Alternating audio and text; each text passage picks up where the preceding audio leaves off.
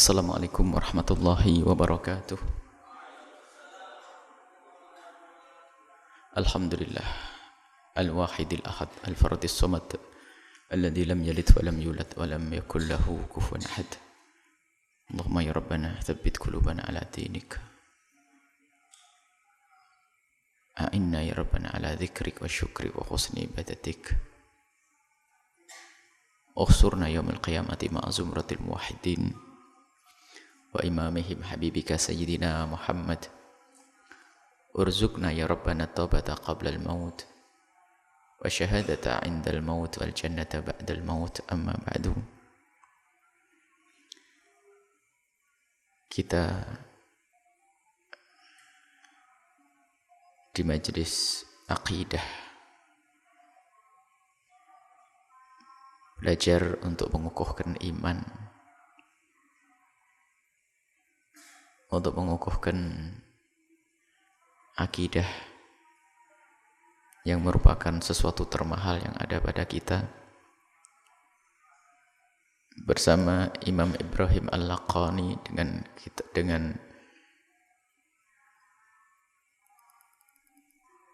matan Jawharatut Tauhidnya yang kita pada pertemuan yang lalu sudah membaca muqaddimah kitab Jawharatut Tauhid, bahkan sudah masuk bab orang mukallaf, orang-orang yang punya kewajiban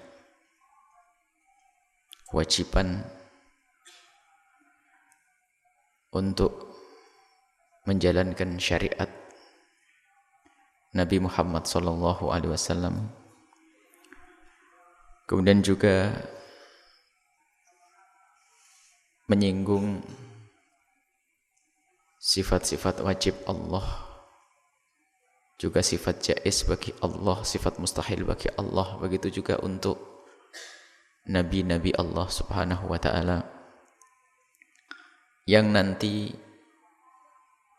pada waktunya nanti Imam Ibrahim Al-Laqani akan membawa kita untuk membahas lebih luas lagi tentang sifat-sifat Allah.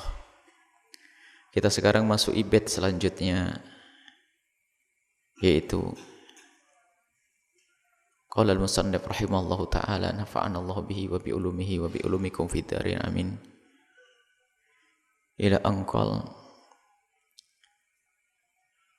idh kullu man qallada fit tauhidi imanuhu lam yakhlu min tardidi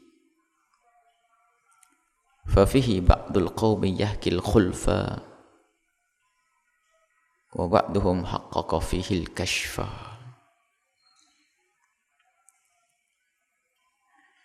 Imam Ibrahim Al-Laqani berbicara tentang taklid di dalam berakidah. Setiap orang yang bertaklid fit tauhid di dalam berakidah, beriman, maka imanuhu, imannya itu lam yakhlu min tardidi, tidak sepi, tidak luput daripada tardid. Apa itu tardid? Tardid jika dimaknai keraguan-raguan, tardid jika dimaknai keraguan-raguan tidak sesuai dengan definisi iman yang yaitu al-i'tiqad al-jazim. Tidak ada iman kecuali i'tiqad jazim, yakin yang sesungguhnya. Jika dikatakan tardid adalah keraguan-raguan, dan kebanyakan syurah mengatakan tardid adalah keraguan-raguan, ada. Akan tapi ada syurah yang menjelaskan tardid bukan keraguan-raguan.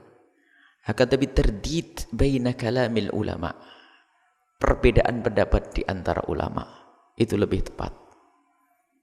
Kalaupun harus dimaknai tardid, majas, ada yang dibuang. Imannya seorang yang taklid dalam beriman, orang yang bertaklid dalam iman, maka imannya itu tidak sepi dari qabulut tardid untuk mendapatkan keraguan-raguan. Iman bertaklid. Bagaimana taklid itu? Taklid itu di dalam beriman adalah al-akhdhu bikalamil ghairi atau biqaulil ghairi min ghairi ay ya'rifa dalilahu. Mengambil, cuman makna mengambil di dalam urusan usul, bukan istilah mengambil dalam urusan furu'. Kalau al-akhdhu taklid di dalam urusan furu' fiqhiyah, maka di mana akhad mengambil begitu saja dalam pengamalan. Tapi kalau sudah di dalam urusan akidah, al-akhdhu di sini adalah al-i'tiqad. Membangun keyakinan biqaulil ghairi, melalui omongan orang, min ghairi ay ya'rifa dalilahu, tanpa mengetahui dalilnya. Bagaimana imannya seorang muqallid, seorang yang bertaklid ini? Yang taklid dalam akidah adalah al-akhdhu, orang yang berkeyakinan, punya keyakinan tentang Allah Subhanahu wa taala. Cuman keyakinan itu dibangun atas omongan orang tanpa mengetahui bagaimana istidlal, tanpa mengetahui dalilnya tentang wujud Allah dan seterusnya. Bagaimana imannya orang semacam ini? Imannya orang seperti ini, fa fihi ba'dul qaumi yahkil khulfa. Sebagian ulama mengatakan bahwasanya dalam hal imannya orang yang bertaklid dalam beriman adalah yahki, sebagian kaum, sebagian ulama menghikayahkan adanya al-khulfu, perbedaan pendapat tentang diterima dan tidak diterimanya imannya orang yang bertaklid di dalam berakidah. Wa ba'duhum, sebagian lagi haqqaq, telah mendatangkan pendapat haqqaq dengan tahqiq fihi, di dalam permasalahan ini al-kashfa, hingga telah membongkar sesuatu yang tidak jelas tadi, al-kashf, diungkap semuanya. Sebagian ulama telah mendatangkan pendapat yang sangat jelas. Artinya di situ ada khilaf, dan di antara khilaf itu ada pendapat yang sangat jelas, yaitu yang dikukuhkan. Di dalam hal ini ada dua pendapat. Jumhur ulama yang ada di dalamnya adalah Imam Abil Hasan al-Ash'ari dan juga Imam Abi Bakar al-Baqilani dan juga Imam al-Haramaini mengatakan bahwasanya imannya, bahwasanya wajib bagi seseorang itu untuk mengetahui Allah dengan dalilnya. Artinya mereka berkata bi'adamil iktifa'i bitaqlidi, bahwasanya tidak cukup di dalam beriman itu dengan taklid. Karena urusan akidah, keimanan, harus ada hujjah akliyah, hujjah yang jelas difahami oleh akalnya. Kemudian setelah itu diyakini oleh hatinya. Ini pendapat yang pertama menurut jumhurul ulama. Pendapat yang kedua adalah mutlak sah, bahkan tidak wajib bagi seseorang untuk berhujjah, untuk mengetahui Allah dengan dalilnya. Dan ini pendapat orang-orang besar seperti Ibn Abi Jamrah, seorang wali besar Ibn Abi Jamrah, dan juga Ibn Rushdi, dan juga Al-Imam Al-Ghazali rahimahullahu ta'ala. Dan kalau kita baca di dalam muqaddimah Ihya-nya masalah akidah, Imam Ghazali rahimahullahu ta'ala menjelaskan bagaimana menanamkan akidah itu ternyata tanpa harus menggunakan dialog falsafah, dialognya kaum manatiqati, tanpa harus pakai dialognya ahli mantek. Pendapat yang terutama jumhur ulama akidah ahli sunnati wal jamaatil asy'ariyati mengatakan bi'adamil iktifa, tidak cukup iman itu dengan taklid. Artinya wajib seseorang itu untuk mengetahui dalilnya tentang wujud Allah, sesuatu yang diyakininya. Cuman kalimat wajib mengetahui itu mereka berbeda pendapat. Ada 3 pendapat dalam hal ini. Yang pertama adalah wajib bagi seseorang mengetahui Allah wujubal furu'. Wujubal furu' artinya apa? Wajib bagi seseorang untuk mengetahui Allah seperti wajibnya kita untuk mengetahui furu'. Salat, zakat, dan seterusnya. Mengetahui hukum-hukum furu'. Artinya, ini mutlak bagi siapapun, baik orang itu yang punya ahli nazar, mampu untuk berenung dan berpikir, ataupun orang tersebut tidak mampu. Yang jelas menurut pendapat yang pertama dari kelompok yang pertama terbagi 3. Kelompok yang mengatakan bahwasanya iman dengan taklid itu tidak cukup. Dan makna tidak cukup itu apa? Yang pertama adalah wajib kita itu mengetahui Allah. Ma'rifah itu wajib. Kenal Allah itu wajib. Tapi wujubal furu' seperti kewajiban kita untuk mengetahui furu'. Menjalankan furu'. Jadi kalau orang meninggalkan furu' tidak akan menjadi kafir. Artinya bagi orang yang bertaklid dalam berakidah menurut kelompok yang pertama dari pendapat yang pertama ini, imannya tetap sah tapi dia dianggap asin bermaksiat. Bermaksiat karena apa? Dia tidak menggunakan akalnya untuk merenung dan berpikir. Tapi imannya tetap dianggap. Baik ini mutlak, baik orang yang awam sekali, atau bagi orang yang dia itu pandai dan punya akal, punya kecerdasan untuk merenung dan berpikir, untuk an-nazar. Pendapat yang kedua adalah wajib, tapi apa?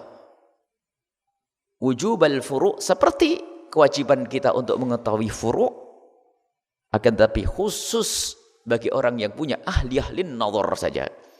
Bagi orang yang punya kemampuan untuk nazar, untuk menggunakan akalnya untuk merenung dan bertafakur. Dan bagi orang awam tidak ada masalah. Jadi pendapat yang dikukuhkan. Maka wajib bagi orang yang punya kecerdasan, punya akal, wajib nazar, wajib berenung, wajib menggunakan fikir. Ini bagi orang yang punya kemampuan. Bagi orang awam mutlak sah. Ini pendapat yang kedua adil. Karena apa? Orang awam tidak boleh dipaksa untuk melakukan sesuatu yang dia tidak mampu. Menggunakan akalnya untuk tafakkur, menggunakan akalnya untuk merenung. Susah bagi orang awam dengan kesederhanaannya. Pendapat yang ketiga adalah wajib tapi wujubal usul. Ini pendapat yang keras sekali. Wajib wujubal usul artinya apa? Bagi siapapun yang tidak nazar untuk ma'rifah, yang tidak kenal Allah dengan dalilnya, maka dianggap dia tidak beriman. Jadi ini adalah dinukil dari Imam As-Sanusi dalam Syarah Kubronya. Imam As-Sanusi dalam Syarah Kubronya mengatakan mutlak bagi orang yang bertaklid, mengatakan bahasanya orang yang bertaklid dalam akidah tidak dianggap, bahkan belum dianggap imannya. Kita tahu bahasa Imam Sanusi adalah pakar akidah ahli sunnati wal jamaati asy'ariyati, yang pada tahun lalu kita membaca Ummul Barahinnya. Imam As-Sanusi berkata bahwa siapapun yang bertaklid di dalam berakidah maka tidak dianggap imannya. Di dalam Syarah Kubronya. Tapi dalam kitab yang lain beliau sudah mulai lembut dan masih mengatakan adalah sah, akan tapi dengan rinciannya. Baik, kita sampai batas di sini dulu bahwasanya ada 3 kelompok. Yang pertama mengatakan bahwasanya sah imannya tapi bermaksiat. Siapapun pokoknya kalau tidak nazar, baik orang awam atau orang alim, kalau tidak mau tafakur, tidak mau nazar menggunakan akalnya, maka itu dianggap sebagai orang yang bermaksiat. Wajib wujubal furu' mutlaqan sawa'un kana lil alimi aw lil ami. Yang kedua adalah wajib wujubal furu' khusus bagi orang yang punya ahli nazar, punya keahlian untuk nazar. Bagi orang yang awam tidak. Kemudian yang ketiga adalah tadi wajib wujubal usuli, wajib seseorang ma'rifah kenal Allah dengan dalilnya, seperti wajibnya kita mengetahui usul akidah. Artinya yang tidak nazar sampai ma'rifah, yang tidak kenal Allah dengan dalilnya, maka dia dianggap sebagai seorang kafir. Akan tapi khilaf ini, perbincangan khilaf ini berlaku di mana? Perbincangan atau khilaf ini, ingat kita ambil qaul yang jelas dulu, yang murajjah, yang dianggap qaul mu'tamad adalah wajib bagi siapapun dari kita untuk nazar sampai ma'rifah kepada Allah, kenal Allah dengan dalilnya, itu hanya bagi orang yang punya kecerdasan, punya akal, bukan untuk orang awam yang akalnya lemah. Maka ini adil, sebab la yukallifullahu nafsan illa us'aha. Seorang awam yang tidak ngerti dialog mantek, tidak ngerti diskusi falsafah, suruh berpikir malah gak karu-karuan ini. Termasuk mewajibkan sesuatu yang tidak mampu. Sehingga adil sekali pendapat yang kedua tadi. Makanya itu yang murajjah, yang dikatakan mu'tamad.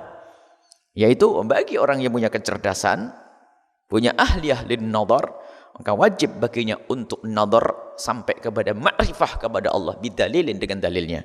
Baik. Akan tapi ketahuilah bahwa khilaf diterima dan tidak diterimanya imannya orang yang bertaklid itu hanya urusan nanti di akhirat. Keselamatan nanti di akhirat. Bukan urusan kita di dunia untuk mengatakan kamu tidak beriman, tidak. Adapun di dunia selagi orang itu asyhadu alla ilaha illallah wa asyhadu anna Muhammadar Rasulullah, atau dia anaknya seorang muslim, kita hukumi muslim. Kita harus tahu di sini diskusi ini untuk kapan? Ini hanya untuk nanti di akhirat. Artinya agar kita semua ngukur diri kita ini, saya iman kepada Allah itu dengan apa? Apakah dengan taklid atau tidak? Jadi ini bukan urusan di dunia untuk kita hukumi si fulan kafir, si fulan tidak beriman, bukan. Akan tapi ini hanya masalah untuk nanti di akhirat. Jadi kalau orang yang pertama tadi, yang dia bertaklid di dalam urusan akidah, kemudian berdapat imannya adalah tidak cukup, tapi makna tidak cukup ini yang pertama adalah berdosa bagi siapapun, baik orang alim, orang ini. Maksudnya nanti di akhirat berdosa. Sehingga menurut pendapat itu bahwasanya semua nanti yang taklid dalam akidah akan dihukum oleh Allah. Seperti orang meninggalkan kewajiban-kewajiban. Cuman ini yang pertama, semua orang kena, yang bodoh pun kena. Tapi dapat yang kedua, hanya orang alim saja. Orang alim ditanya, kamu alim, kamu punya otak, punya kecerdasan, kenapa tidak kau gunakan akalmu? Baik. Adapun menurut yang ketiga, pendapat yang ketiga tadi, dari kelompok yang pertama, bahasanya kau di neraka jahanam selamanya. Kenapa? Imanmu iman yang taklid, sebab ma'rifat Allah, kenal Allah adalah wajib, wujubal usul, wajib di dalam urusan akidah. Berarti tidak punya iman. Baik. Ini adalah khilaf masalah taklid di dalam urusan akidah. Dan begitulah ulama membahas. Kemudian setelah itu, faqala iyadzim biqaulil ghairi kafa. In yadzim biqaulil ghairi kafa.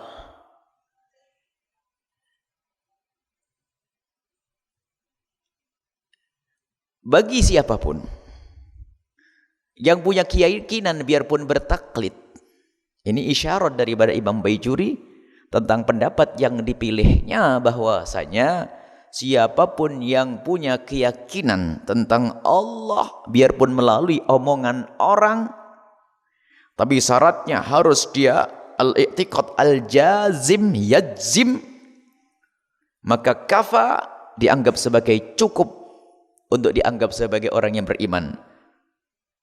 Makanya pendapat yang dikatakan tidak cukup tadi betul-betul dijauhkan, itu pendapatnya Imam Sanusi dalam Syarah Kubronya. Cukup adapun masalah bermaksiat itu tidak bertentangan dengan keimanan. Maksiat dosa, dihukum oleh Allah dan akhirnya pun akan diangkat ke surga. Wa illa, tapi wa illam yajzim wa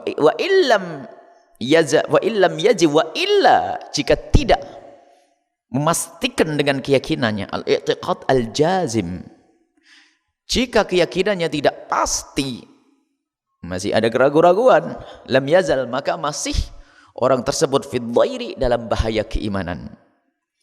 Sebab yang namanya iman al-i'tiqad jazim ma'al idhan. Definisi keimanan adalah al-i'tiqad al-jazim, Dan tidak cukup orang punya i'tiqad jazim, harus ada i'tiqad pasrah dengan keyakinannya. Tunduk kepada keyakinannya. Maka bagi siapapun yang sudah punya keyakinan jazim, masuk bab keimanan di sini. Nah ini. Sehingga termasuk perbedaan tadi.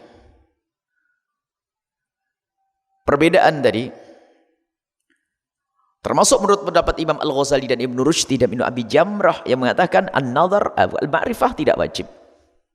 Jadi orang bertaklid dalam iman sah-sah saja. Dan dalam hal ini Imam Ghazali menjelaskan panjang lebar di dalam Iljamul Awam. Iljamul Awam anil ilmil kalam, dan juga di dalam Al-Iqtisad fil I'tiqad, Muqaddimah Ihya, Risalah Qudsiyah beliau. Imam Ghazali menjelaskan bahasanya, kalau kita ingin mengajari orang akidah, ya jelaskan dulu tentang keimanan, suruh menghafal. Belum dengan dialog menghafal, baca Al-Quran tiba-tiba. Anak kecil pun begitu. Dan Imam Ghazali hujah jelas sekali Imam Ghazali bahasanya enggak wajib untuk nadhar itu. Sehingga Imam Ghazali keluar dari pendapat jumhur, mengatakan bahasanya taklid mutlak sah. Sebab semuanya kita tuh berangkat iman kita dari taklid. Mulai dari anak kecil kita disuruh baca, enggak paham isinya. Percaya Allah gini. Enggak pakai dalil-dalil. Bahkan Imam Ghazali mengatakan untuk menguatkan iman dengan baca Al-Quran. Padahal siapa Imam Ghazali? Imam Ghazali adalah jagonya di dalam urusan mantek. Beliau telah berpetualang di dalam urusan falsafah. Bukan orang yang tidak pernah falsafah. Akan tapi beliau pada kesimpulan. Dan juga Ibn Rushdi sendiri yang punya kritikan kepada Imam Ghazali. Imam Ghazali mengkritisi kaum falasifah. Artinya tidak akan bisa mengkritisi kaum falasifah kecuali orang tersebut ahli di dalam urusan falsafah. Di dalam kita tahafudul falasifati. 20 tahun kemudian muncullah Ibn Rushdi. Akan tapi Ibn Rushdi tidak berhadapan dengan Imam Ghazali. Kalau terhadap Imam Ghazali ketemu gunung nih. Sehingga sebagian orang mengatakan ini dialog di saat Imam Ghazali sudah tidak ada, baru muncullah Ibn Rushdi mengkritiki Imam Ghazali dengan tahafuti.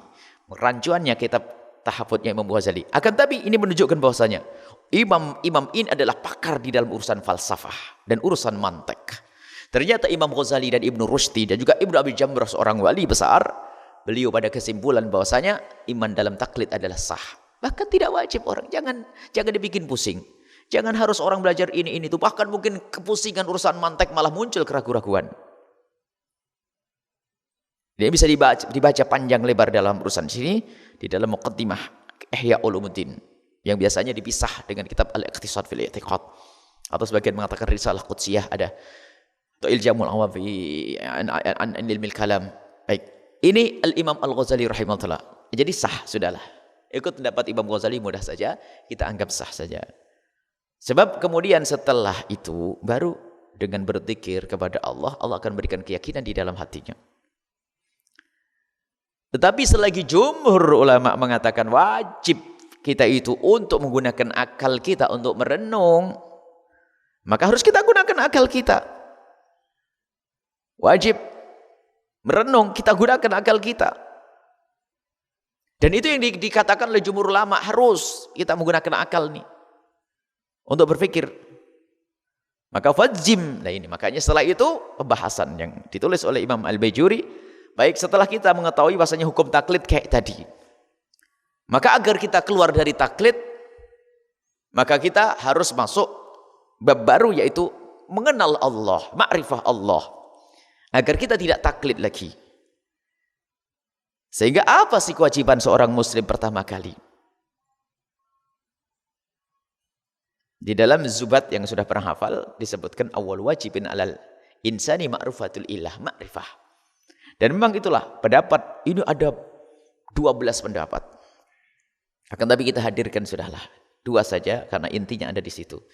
Ada 12 pendapat tentang bagaimana hukumnya nadhar untuk sampai kepada ma'rifah. An-nadhar, nadhar gini apa? Izim bi anna awal wajib. Pertama, apa sih kewajiban pertama bagi seorang hamba? Kewajiban yang pertama pendapat yang dikukuhkan adalah ma'rifatullah. Kenal Allah. Sebab yang tidak pernah kenal Allah terlebih dahulu mustahil berbicara tentang puasa, berbicara tentang zakat dan kewajiban-kewajiban yang lainnya. Sebab mentok pada pertanyaan inti, siapa yang mewajibkan? Nah, kalau tidak meyakini Allah, bagaimana orang meyakini kewajiban? Siapa yang mewajibkan? Harus ada keyakinan, kenal Allah, ma'rifatul ilah. Istiqan dengan yakin. Wajib bi anna awalan mimma yajib, pertama kali yang menjadi kewajiban bagi seorang mukallaf yang sudah kita bahas, ma'rifatun, kenal Allah, ma'rifah Allah.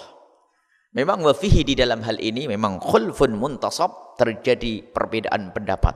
Khulfun, ada khilaf. Muntasab, yang ditegakkan. Maksudnya ada terjadi perbedaan pendapat. Sampai terjadi ada 12 pendapat dalam hal ini. Imam Al-Baijuri mendatangkan dengan rinci, yang ingin melihat-lihat di sana, akan tapi kita akan ambil saja pendapat-pendapat yang paling kuat. Pendapat yang pertama yang dikukuhkan adalah ma'rifah, kenal Allah. Pendapat yang kedua adalah an-nazar, menggunakan akal pikir kita, al-musil, yang menyampaikan kita kepada ma'rifah. Dua pendapat ini kuat semuanya. Pendapat yang pertama adalah ma'rifah, yang kedua adalah nazar. Akan tapi sebelumnya khilaf antara pendapat ini, dua pendapat ini adalah khilaf lafzi, tidak hakikat. Sebab orang tidak akan sampai kepada ma'rifah kecuali nazar. Maka sesungguhnya nazar ini apa? An-nazar tertibu ma'lumin,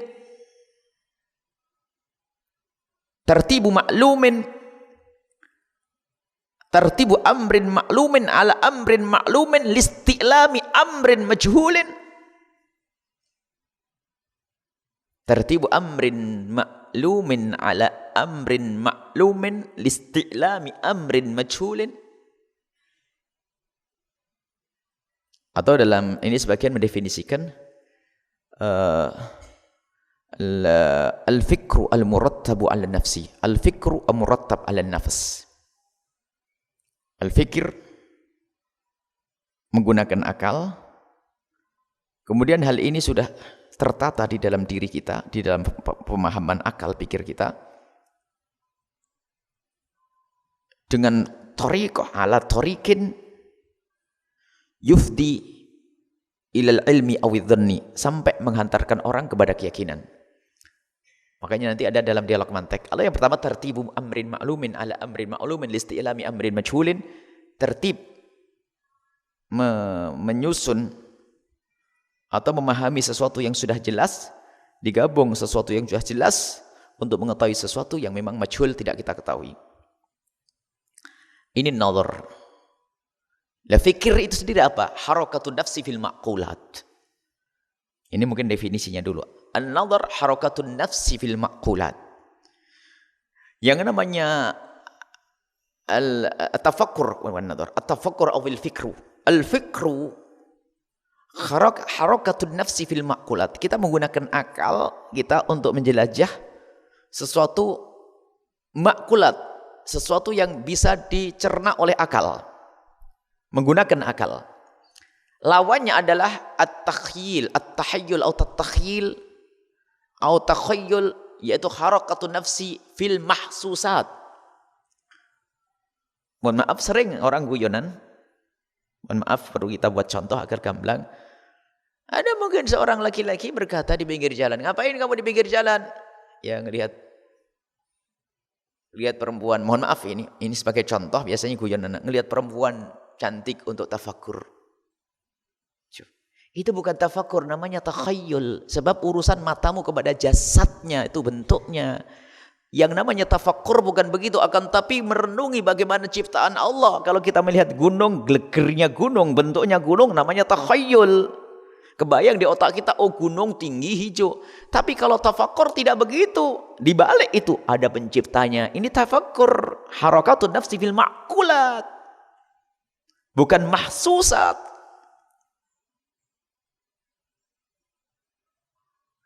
Baik.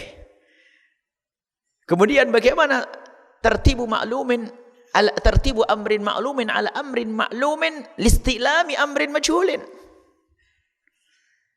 Menggunakan pikir kita dengan sesuatu yang jelas, terlihat. Kita cermati untuk mengetahui sesuatu yang tidak pernah kita lihat.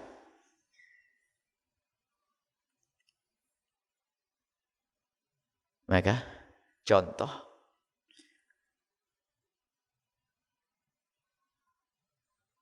saya kayak kemarin kita buat contoh. Saya tidak pernah tahu yang melihat, yang membuat pulpen ini. Tapi bagaimana saya yakin cukup saya melihat pulpen sini. Amrin maklum. Ini amrin maklum, ini maklum bagi saya. Maklum bagi saya. Ini kelihatan di mata saya. Pulpen. Nah, maklum, amrin maklum. Ala amrin maklumin lagi. Jadi amrin maklum, pencipta kolam. Jadi yang menciptakan pulpen ini pasti ada. Dari sesuatu yang ada yang terlihat ini. Dengan ini pun saya bisa menyimpulkan bahwasanya ada Allah. Nah, bagaimana ini? Kok jauh banget? Ya itulah untuk listi'la mengetahui Allah cukup dengan sesuatu yang ada di hadapan kita. Untuk mengetahui pencipta semesta alam ini cukup ini pulpen harus ada yang menciptakannya. Kita kembangkan, lihat sesuatu yang terlihat jagat raya pun harus ada penciptanya. Loh, mana penciptanya saya tidak lihat. Tapi dengan keyakinan yang saya bangun dari sesuatu yang saya ketahui, pulpen ini pasti ada yang menciptakan. Pasti. Atau roti tadi ada yang membuatnya. Nggak mungkin roti terjadi sendiri. Anggap saja yang sudah jelas ada. Ada orang membuat bata atau paving. Paving ada yang membuat. Ada pavingnya, ada bapak siapa yang membuat. Artinya apa? Hubungan antara paving dengan orang yang membuat. Ini loh, tertibu amrin maklumin al amri maklumin. Untuk mengetahui sesuatu yang tidak terlihat. Ini maklum dan maklum. Sama setelah melihat semesta ini, pasti ada yang menciptakannya. Ini menggunakan akal. Baik. Kemudian di sini Imam Ibrahim Al-Laqani mengajari cara menggunakan fikir tersebut. Untuk nazar sampai kepada makrifah kepada Allah. Fangdur, lihat ila nafsika kepada dirimu sendiri. Fangdur ila nafsika, bukan lihat oh begitu, bukan lihat kaca, bukan. An-nazar. An-nazar yang dikatakan apa? Tertibu bisa. Nazar sebagian mengatakan bahasa nazar bukan tertibu amrin. Kurang lebih maknanya. An-nazar adalah al-fikru al-murattabu al-nafsi bitarikin atau ala tarikin yufdi ilal yakin al-dhan. Yaitu kalau dalam urusan mantik ada muqaddimah sughra, muqaddimah kubra, kemudian natijah. Jadi muqaddimah sughra maklum, kubra maklum, natijah tidak maklum, tapi hasilnya harus seperti itu. Muqaddimah sughra, al-alam mutaghayyir wa kullu mutaghayyirin hadith. Al-alam hadith wa kullu hadithin yahtaju ila muhdithin. Ini kan dialognya kok mantek. Al-alam mutaghayyir. Semesta, alam ini berubah. Memang untuk mengetahui perubahan yang besar ini tidak harus kita melihat perubahan yang besar dari kecil. Kemarin tidak ada bangunan, ini, oh mana hijau, ini kering, ini kan ada perubahan. Sampel dari contoh kecil ini bisa kita gedekan. Kalau yang kecil berubah, tentu yang gede ini kan dari unsur yang kecil ini. Yang kecil berubah, yang gede juga berubah. Wa kullu mutaghayyirin hadits, kullu kubronya. Wa kullu mutaghayyirin haditsin. Segala yang berubah itu baru. Baik. Al-alam mutaghayyir. Wa kullu mutaghayyirin hadits. Semua yang berubah adalah baru. Kesimpulannya apa nanti? Al-alam hadits. Pastikan bahwasanya alam ini adalah baru. Kita tidak pernah melihat penciptaan alam, tapi bagaimana kita bisa memastikan bahwasanya alam itu hadits? Alam itu baru, artinya apa? Dari tidak ada menjadi ada, diadakan. Biarpun kita tidak pernah melihat waktu penciptaannya, tapi dengan tertib jadali seperti ini, tertib fikri nadhari begini, jadi faham bahwasanya alam ini hadis. Nanti kesimpulan terakhir adalah kullu hadithin yahtaju ila muhdithin, segala yang baru harus ada yang menciptakannya. Sampai kesimpulan, di situ ada sang pencipta. Ada pun namanya nanti. Ini tertib jadali. Mantiki. Baik. Sedikit agak bikin pusing, apalagi waktu ngantuk, tepat sekali itu. Qandur ila nafsika, suruh lihat dirimu sendiri, suruh tafakkur. Subhanallah. Yang keinjak jempolku, lah kok mulut ngomong, aduh ya Allah. Aduh, kok bisa ini? Gimana ini?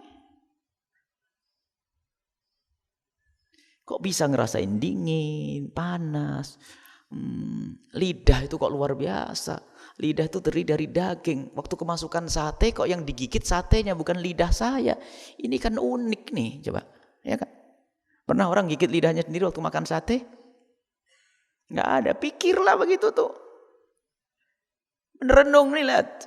Coba ada daging mirip kayak, anggap saja lidah kambing pun enggak pernah salah gigit itu. Tetap lidah kambing yang digigit, bukan lidah sendiri.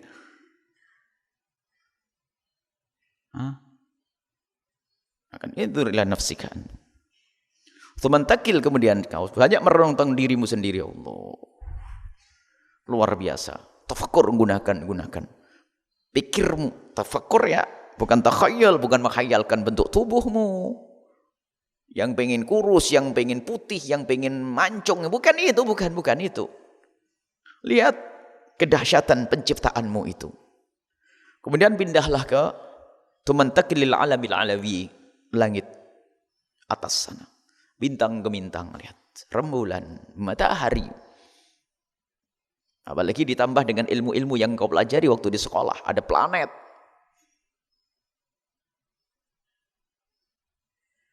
Thumma sufla, thumma sufli. Kemudian lihat bumi. Lautan. Dengan ikan. Dengan macam-macam. Aduh, luar biasa. Tajid bihi, maka di saat engkau melihat itu semua, kau akan menemukan di alam-alam yang kau saksikan itu, baik alam uluwi atau alam sufli. Apa itu?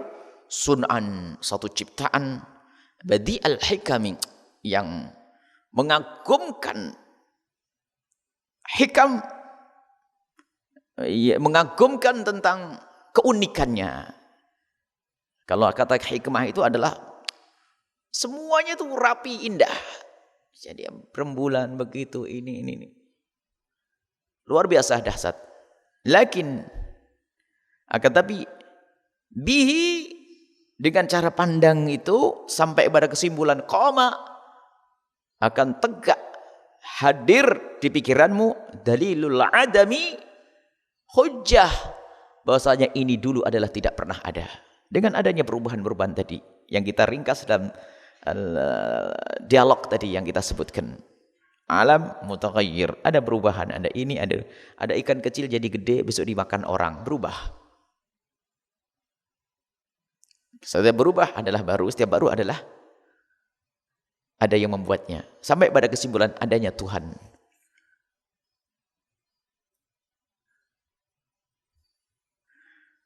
Kemudian kita akan tambah dulu, kita sempurnakan dulu tentang nadhar tadi. Kita tahu bahwasanya wajiban pertama bagi seorang hamba adalah kenal Allah, ma'rifatullah. Pendapat yang kedua adalah kewajiban pertama dan nadhar, menggunakan akal pikir kita untuk sampai kepada ma'rifah kepada Allah. Akan tapi dua pendapat ini bisa digabungkan karena ini pendapat kuat semuanya. Di dalam kaidah yang sering kita dengar, ma la yatimul wajibu illa bihi fahuwa wajib. Orang tidak sampai kepada ma'rifah kecuali menggunakan nadhar. Jadi nadhar itu wajib sebagai alat untuk sampai kepada ma'rifah. Maka dari itu mengambil nadhar untuk ma'rifah hukumnya adalah wajib. Kemudian para ulama yang mengatakan tentang nadhar tadi, yang dikatakan nadhar seperti tartibu amrin ma'lumin ala amrin ma'lumin isti'lami amrin majhulin, di sini ada dua macam. An-nadhar ada dua cara. Yang pertama adalah nazar menggunakan fikir tertib amrin al-amrin dengan torekohnya kaum manatiqati atau tariqatul mutakallimina, pakar akidah, menggunakan dialog mantek yang hanya bisa dilakukan oleh orang-orang khusus. Jika yang dimaksud nazar itu adalah seperti itu, berat, hanya orang-orang khusus yang belajar ilmu tersebut.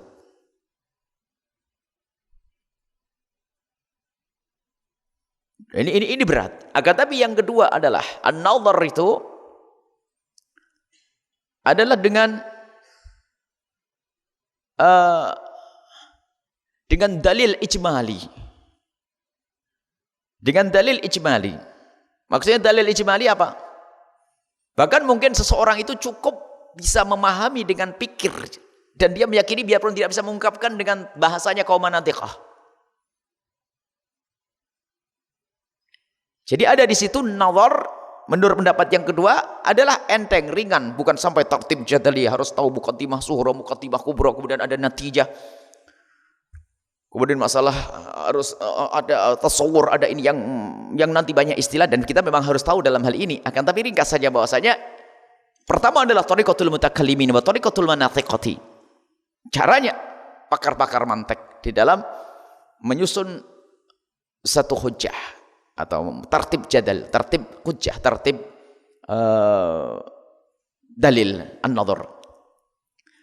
Nazar untuk sampai kepada makrifah bidalil tadi. Tapi yang kedua adalah sederhana. Ini cukup dengan an-nazar bidalil al-ijmali. Bukan dengan dalil dengan tertib yang rapi secara caranya kaum manatiqah, ahli mantek, bukan. Tapi ijmali, ijmali itu global. Sekiranya secara global seseorang itu pada kesimpulan yang pasti.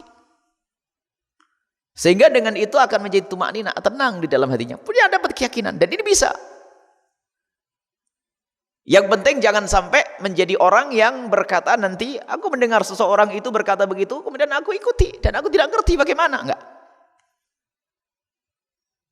Ini adalah nazar yang paling ringan. Dan ini menyelamatkan kalam As-Sanusi. As-Sanusi mengatakan wajib ma'rifah sekaligus otomatis wajib nazar. Akan tapi kita ringankan. Nazar seperti apa ya Imam Sanusi? Kalau harus pakai gayanya kaum manatiqah kayaknya kafir semuanya ini orang. Ya Imam Sanusi. Imam Sanusi sudah pakar akidah. Jika semua orang harus mengerti tartib manteknya. Seperti yang dipelajari ahli mantek. Maka kelihatannya orang ini pada kafir semuanya, enggak punya iman. Dan Imam Sanusi tidak menjelaskan tentang nazar seperti apa. Akan tapi bisa kita gabung nazar di sini bisa saja nazar ijmali. An-nazar al-jumali atau bidalil al-ijmali, ijmal global, tidak sampai detail. Biarpun tidak bisa mengungkapkan dengan lesannya kaum manatiqah, maka sudah sah.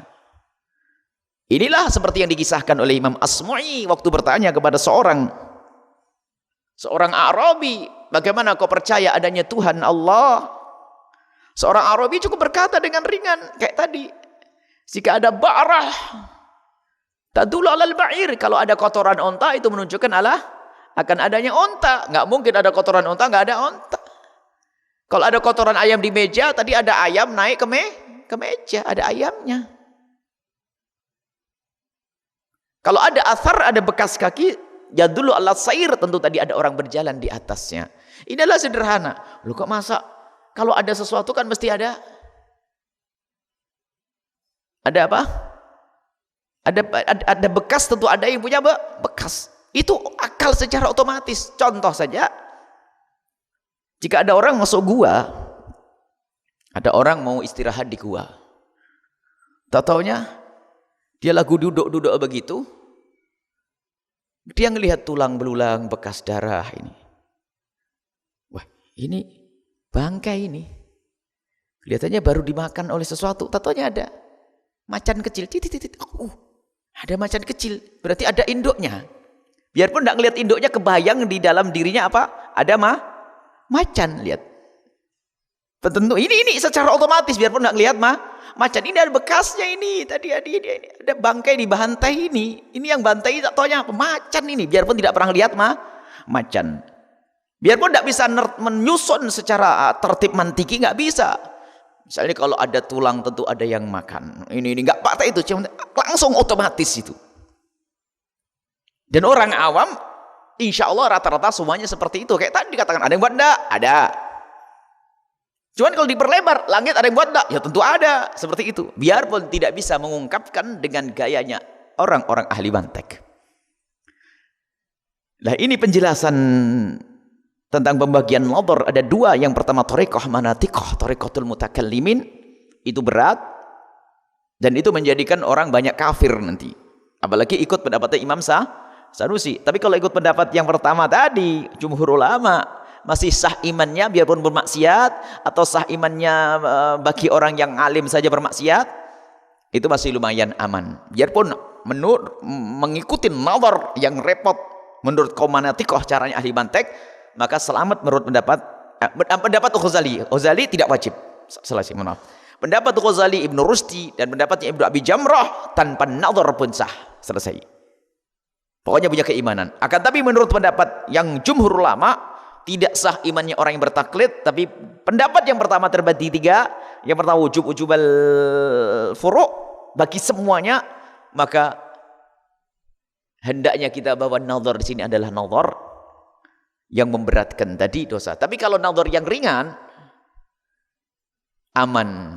Nadhar yang ringan adalah dalil dengan menggunakan dalil ijmali, insya Allah selamat semuanya. Selamat semuanya. Semua orang awam dan alim sekalipun, dia akan bisa menggunakan akalnya, biarpun tidak bisa mengungkapkan dengan lidahnya.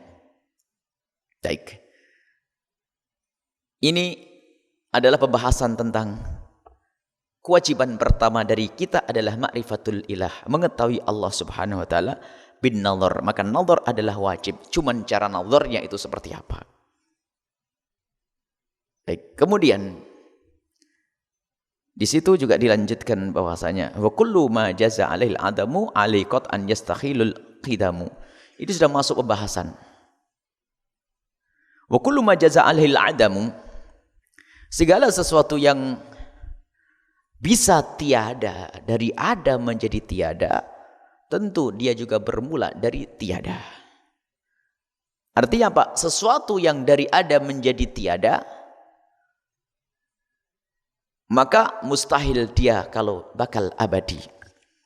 Sesuatu yang kullu ma jaza'il adam, segala sesuatu yang mungkin sirna, segala sesuatu yang mungkin sirna dan bisa sirna, alaihi, maka qat'an secara pasti, yastahilul kidamu, mustahil kita sebut sebagai sesuatu yang kidam, dahulu dan dahulu. Biarpun kelihatannya adalah dahulu. Contoh semesta ini, alam. Kita tidak pernah tahu kapan diciptakan alam, bahkan ribuan tahun, bahkan mulai sebelum Nabi Adam alaihissalam. Akan tapi kita bisa memastikan dengan dalil yang tadi kita urutkan, kita runtutkan, dengan fikir tadi, dengan nadhar yang merupakan fikir kepada makulat ini, sampai kesimpulan bahwasanya alam ini harus ada yang menciptakan. Artinya harus ada permulaan. Biarpun kita tidak pernah tahu kapan alam itu diciptakan, tapi kita sudah sampai kesimpulan alam ini bisa berubah, bisa hancur. Maka segala yang mungkin hancur, tidak tahu kapan hancurnya, mungkin 1000 tahun yang akan datang. Yang jelas karakternya alam ini bakal hancur. Nih lihat, ini ada ini. Maka sesuatu yang bisa hancur tidak mungkin abadi. Dan sesuatu yang tidak abadi bakal hancur. Dan itu artinya ada permulaannya baginya. Biarpun kita tidak mengetahui permulaan tersebut. Kita tidak tahu kapan permulaan alam ini. Di sini kaum manatiqah ahli Islam yang memahami ilmu falsafah dan ilmu mantek nyambung bahwasanya alam ini harus ada permulaannya. Kapanpun, sepanjang apapun harus ada permulaannya. Dan yang membuat permulaan adalah Allah yang menciptakannya. Tapi kaum falasifah yang ghairil muslimina tidak bisa sampai kesimpulan seperti itu. Mereka telah sesat. Kaum falasifah termasuk yang dikritisi oleh Imam Ghazali rahimahullah ta'ala. Kaum falasifah tidak masih salah di dalam keyakinan tentang alam. Mereka mengatakan meyakini tentang qidamal alam. Alam itu adalah qadim. Maka kaum falasifah tidak selamat waktu mengatakan alam itu qadim. Karena menurut pengamatan mereka ini tidak berpermulaan. Dengan dialog mantek yang mereka hadirkan. Tapi kaum manatikah islamiin muslimin, mereka bisa sampai pada kesimpulan bahwasanya alam ini adalah baru dan ada yang menciptakan. Sehingga alam ini tidak bisa disebut sebagai kita. Maka nanti kita tahu termasuk zallatnya al-falasifah, keplesetnya kaum falasifah itu diantaranya mereka meyakini bahwasanya alam itu adalah qadim dahulu. Nah, bagi siapapun yang meyakini selain Allah itu dahulu, maka dia telah kafir, sebab nanti akan mengatakan ada sesuatu yang dahulu selain Allah. Yang dahulu dan maha dahulu hanya Allah dengan sifat qidamnya. Inilah tentang keimanan. Kesimpulannya kita balik lagi ke yang pertama, bahasanya seseorang itu imannya ada yang dengan cara bertaklid, ada yang cara berhujjah. Imannya bagi orang yang bertaklid, ulama berbeda pendapat. Kalau dengan hujjah dalil selesai. Akan tapi bagi orang yang imannya taklid, di situ ada dua pendapat. Kesimpulannya bahwasanya sebagian mengatakan tidak cukup. Sebagian lagi mengatakan cukup. Bagi yang mengatakan cukup beres, orang awam aman. Tapi bagi yang mengatakan tidak cukup dibahas detail, karena di situ akan mengeluarkan orang dari wilayah iman. Di situ ada tiga pendapat bagi yang mengatakan tidak cukup. Yang pertama wajib wujubal furu', bagi semuanya wajib seperti kewajiban seseorang menjalankan furu' syariah. Bagi yang tidak mau menjalankannya maka hukumnya adalah dosa, biarpun masih wilayah iman. Ini adalah pendapat yang pertama. Sehingga wajib mengetahui Allah itu wajibnya seperti wujubul furu'. Sehingga kita wajib mempelajarinya. Kalau tidak dosa bagi orang alim dan orang jahil. Yang kedua adalah wajib wujubal furu' indaman lahu ahliyatun fin nadhari, wajib seperti wujubnya furu' bagi orang yang mampu untuk menggunakan akal pikirnya untuk merenungi itu semuanya. Maka menurut pendapat kelompok yang pertama, 1 dan 2 ini insya Allah masih aman semuanya di akhirat. Ukuran dosa, ya dosa. Tapi pendapat yang ketiga, ini adalah kalamnya Imam As-Sanusi, imannya orang yang taklid tidak sah dan dianggap sebagai seorang kafir. Wah, ini berat. Akan tapi ternyata masih diselamatkan dengan maksudnya menggunakan hujjah. Menurut Imam Sanusi itu apa kira-kira? Imam Sanusi mengatakan, siapapun yang iman taklid tidak dianggap imannya, masih seperti kafir, masih orang kafir. Tetapi maka wajib namanya nadhar, kata Imam Sanusi di dalam Syarah Kubronya. Wajib nadhar, wajib menggunakan akalnya untuk nadhar, untuk berhujjah sampai kepada dalil, untuk menggunakan dalil sampai kepada natijah. Cuman bagaimana cara berhujjah ini wahai Imam As-Sanusi? Dijelaskan di dalam khilaf berikutnya. Nadhar ada 2 cara. Yang pertama caranya kaum mutakallimin. Kalau menurut caranya kaum mutakallimin banyak orang kafir. Mustahil Imam As-Sanusi menganggap orang pada kafir. Akan tapi kita bawa pendapat Imam Sanusi yang sangat keras bahwasanya orang taklid dalam berakidah itu tidak sah dan wajib melakukan nadhar, wajib menggunakan akalnya, akan tapi dengan cara yang sederhana, dengan tertib dengan dalil ijmali, global saja. Kalau ditanya ada tidak yang menciptakan alam? Ada, sudah selamat. Dia menggunakan hujjahnya. Maka insya Allah aman. Inilah perlunya untuk belajar akidah. Dan ingat bahwasanya dialog tentang diterima dan tidaknya iman taklid itu hanya urusan nanti di akhirat. Kita menghadap kepada Allah, insya Allah selamat semuanya. Akan tapi urusan di dunia tidak diperkenankan kita mengatakan ini kafir, ini kafir. Itu hanya urusan nanti di akhirat. Insya Allah ini saja. Mohon dihafal baitnya. Dan ini insya Allah dalam waktu singkat akan kita hatamkan. Karena cuma 144 bait kalau tidak salah. Baik. Semoga Allah subhanahu wa ta'ala memberikan kepada kita keyakinan yang benar. Dan Allah memahamkan kepada kita hujjah dan dalil. Dan semoga Allah memberikan kepada kita ilham keimanan yang benar. Menjaga akidah anak-anak kita, keturunan kita semuanya dalam akidah yang Allah ridai. Akidah ahli sunnati wal jamaati. Ikut manhajnya Imam Abdul Hasan Al-Asy'ari. Dan semoga Allah subhanahu wa ta'ala mengumpulkan kita kelak di surga bersama ahli tauhid, bersama imam ahli tauhid Nabi Muhammad sallallahu alaihi wasallam. Al-Fatihah. A'udzubillahi minasyaitonir rajim. Bismillahirrahmanirrahim. Alhamdulillahirabbil alamin arrahmanir rahim maliki yaumiddin. Iyyaka na'budu wa iyyaka nasta'in. Ihdinas siratal mustaqim. Siratal ladzina an'amta 'alaihim ghairil maghdubi 'alaihim waladdallin. kasih. Mohon maaf. Wabillahi taufiq wal hidayah. Wassalamualaikum warahmatullahi wabarakatuh.